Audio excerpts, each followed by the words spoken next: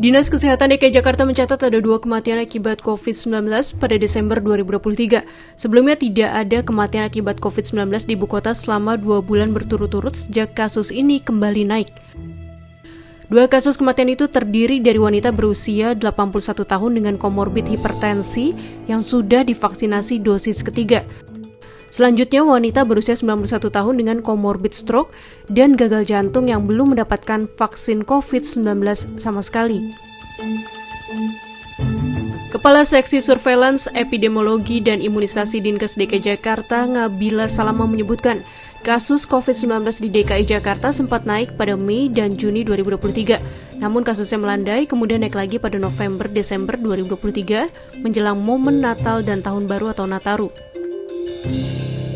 Kasus COVID-19 naik bukan hanya terjadi di Indonesia, melainkan di negara tetangga yaitu Singapura, Malaysia, dan negara asal mula COVID-19 yaitu Cina. Lalu apa yang menyebabkan kasus COVID-19 bisa naik lagi? Guru Besar FKUI dan mantan Direktur Penyakit Menular WHO Asia Chandra Yoga Aditama menyebut beberapa faktor yang kemungkinan berkontribusi pada peningkatan kasus di Singapura, Malaysia, dan juga Indonesia. Pertama, mulai meningkatnya perjalanan warga menjelang akhir tahun dan praktis sudah tak ada pembatasan perjalanan apapun karena COVID-19.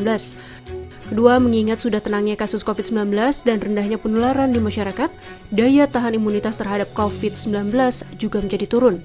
Ini ditambah lagi dengan sudah cukup lamanya warga mendapat vaksin sehingga daya perlindungannya mungkin saja juga sudah turun. Ketiga, di Asia Tenggara dan juga di Cina memang sedang ada peningkatan kasus infeksi paru dan saluran napas. Karena alasan ini, bukan tidak mungkin jumlah tes COVID-19 juga meningkat sehingga terdeteksi lebih banyak kasus. Keempat, untuk negara seperti Cina, masuknya musim dingin juga berpengaruh pada kenaikan infeksi paru dan saluran napas. Dan untuk Singapura, Malaysia, dan Indonesia, mulai banyaknya hujan dan perubahan cuaca di musim pancaroba juga berpengaruh pada kejadian infeksi paru dan saluran napas karena berbagai virus. Sementara itu, dari kurun waktu 27 November hingga 3 Desember 2023 ditemukan 80 kasus positif di DKI Jakarta, dengan 90% bergejala ringan serta 10% bergejala sedang dan dirawat di rumah sakit. Meskipun begitu, status COVID-19 sudah endemi di Indonesia sejak Juni 2023. Artinya warga bertanggung jawab atas kesehatan diri masing-masing. Saat ini pemerintah hanya mengimbau dan menyediakan fasilitas kesehatan.